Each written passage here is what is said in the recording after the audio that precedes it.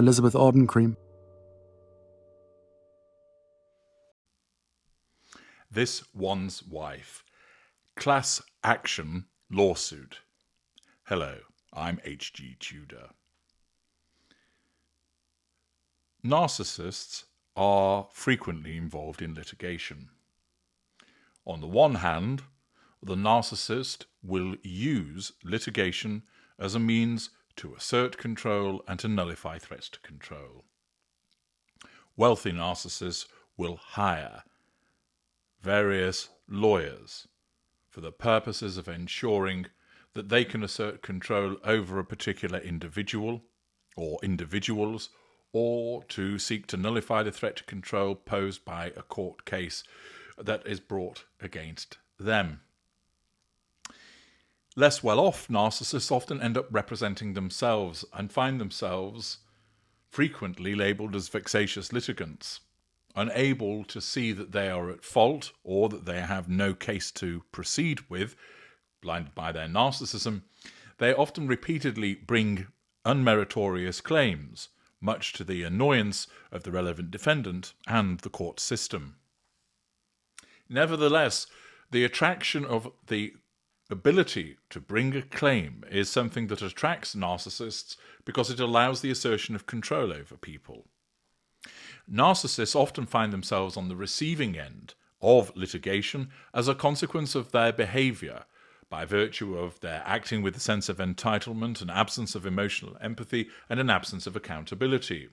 Some examples, for instance, are many relationships that end up in the divorce courts end up there because of the behaviour of the narcissist, which brings the relationship to a conclusion.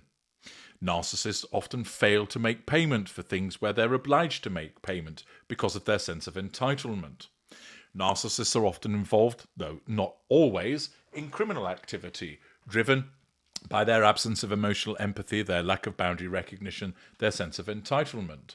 Thus, they could engage in stealing, engaging in offences of the person, fraud, for instance. It's important to point out that the majority of offences are still actually carried out by normals, but narcissists are certainly overrepresented with regard to their percentage of the population, with regard to those individuals that do commit criminal acts or engage in the breaching of contracts and tortious acts which result in some form of civil liability. Thus, narcissists are often no stranger to litigation because they use it to assert control, or find themselves brought before the courts because they fail to comply with their obligations. They fail to fulfill what they ought to do. It's rumoured that this one's wife may be on the receiving end of litigation.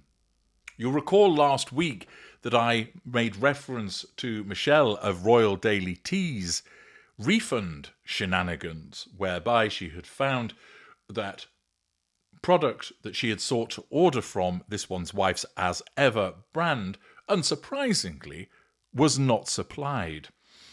But she was told that she would get a refund, but it was only going to be a partial refund, as they were going to keep the shipping cost with the promise of sending her a replacement product for free at a later date.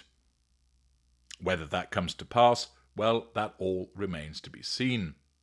However, it would appear that somebody has taken notice of what Michelle has complained about, or there have been other people who have been complaining about it, because it has been stated in a blind item on Crazy Days and Nights, a class action lawsuit is being organised by multiple attorneys to go after this one's wife for her shipping scam. Shipping scam in inverted commas. Could this be a possibility? Well, as always, I'll allow you to make your own mind up as to the veracity of the material. I simply provide an interpretation as to whether it's likely. As I've just set out, narcissists are more likely to be involved in litigation than non-narcissists. When it comes to this one's wife, we know that she has brought legal claims herself, and given the fact that she is a narcissist, it would not be a surprise if she would find herself on the receiving end of some form of litigation. But would she be on the receiving end of a class action lawsuit in relation to what has been described as the shipping scam? This is where I think that the suggestion is highly questionable.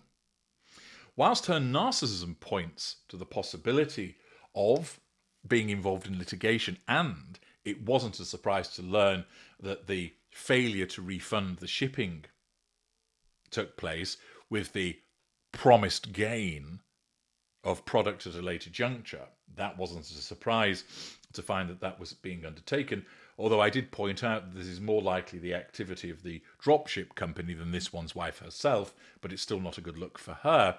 The fact is the sums involved are not particularly large. We know that her products sold out, which was a manufactured scarcity situation, and in the circumstances we know this means that there would not have been significant amounts that were to be available for purchase. Accordingly, let us say by way of example, there were 200 of the products available, and the shipping costs were in the region of $7 or so, then you're only talking about $1,400 total. It's not huge sums, is it? Ordinarily, class action lawsuits are organised where, rather than have lots of individual plaintiffs, it makes sense to bring them all together, and is often as a consequence of millions of dollars. Now, I understand that you can bring a class action even where the amounts are small. For instance, it would appear on the face of it that there are actionable claims for breach of contract, fraud, deceptive trade practices, unjust enrichment. And it can be the case that such action might be taken even where there's just dozens rather than hundreds, and there's modest damages.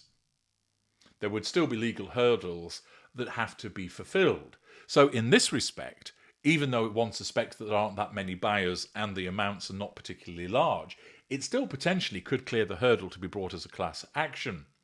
However, what I believe is this isn't likely because of this factor. Ordinarily, the attorneys, the lawyers, are only going to get involved if it's worth their while. After all, this is their job. How's it going to be worth their while? One of two ways. The first, they are paid by their billable hour, which for any attorney is going to cost more to sit and have a chat with them about the case than the $7 that you're seeking to recover by way of the shipping scam. Accordingly, not only would it be unlikely that somebody would go and consult a lawyer about this, because it would easily outweigh the sum in issue, but moreover, even the cumulative value of the claims, let us say it's a few $1,000s, would soon be eaten up by attorney fees. And therefore, it's unlikely that you would find anybody who would be willing to say, do you know what, I'll pay you $50,000 to prosecute a case that's worth $2,000. Nobody's going to spend that kind of money. Therefore, lawyers wouldn't be involved. And the blind item states, a class action lawsuit is being organised by multiple attorneys. Multiple attorneys. That's expensive. The other reason that they might get involved is, of course, if they operate under some kind of contingency fee arrangement whereby they say, I won't charge you anything unless I win, and then I get a markup on what I've won. This can often be the key to riches for certain attorneys, particularly in the United States, with its different system of the award of damages compared to other jurisdictions. This has the potential to net an attorney tens of millions of dollars by way of a success fee. However, that cut comes from the winnings. And here, again, it's only going to be modest amounts. Therefore, I doubt you'd find any attorney that would turn around and say to you, right, so I'm going to have to put in 3,000 billable hours into this case, and I stand to make what? $20 by way of a fee under a conditional fee arrangement. Or such like. No, I'm not going to do that. Even if it were the case that costs would be awarded and they might take something from that route rather than from the winnings, one doubts that it would fulfill the level that a lawyer would require. And in the circumstances, I doubt, and it's questionable also whether you could even recover the costs, given it be such a low sum. I would query whether any attorney would be interested in operating in such a case with a low value on a no-win, no-fee arrangement. You might, for instance, get litigants acting in person that might bring a class action, but this blind's clear. It states it's being organised by multiple attorneys. Naturally, the prospect of legal action against this one's wife would be a huge threat to control, both in terms of the action itself and damage to her reputation. But it seems to me that this is just another instance of headlines being sought to be made by taking something which has an element of truth, the suggestion that there has been some chicanery in relation to the refunding of shipping monies, and then amplifying and embellishing it to suggest that a class action is on its way, when in actual fact that's unlikely to be the case for the reasons that I've outlined. Furthermore, I think that most consumers would be more minded just to contact their credit card company or bank and say, I haven't been refunded this money that I've paid, I'm claiming back through you. They seek a charge back. Far easier for them to make the recovery that way than hiring an attorney, and many people are aware that that is a route that they can utilise.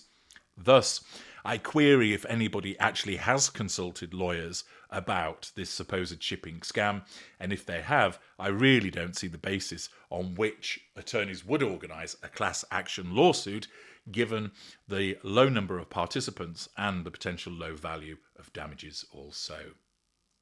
What do you think? Do you think there's some substance in this blind item? Do you think this one's wife ought to get worried because there is a class action? Or do you agree with me that it's basically a bit of bluster seeking to gain clicks? I'm H.G. Tudor. Thank you for listening.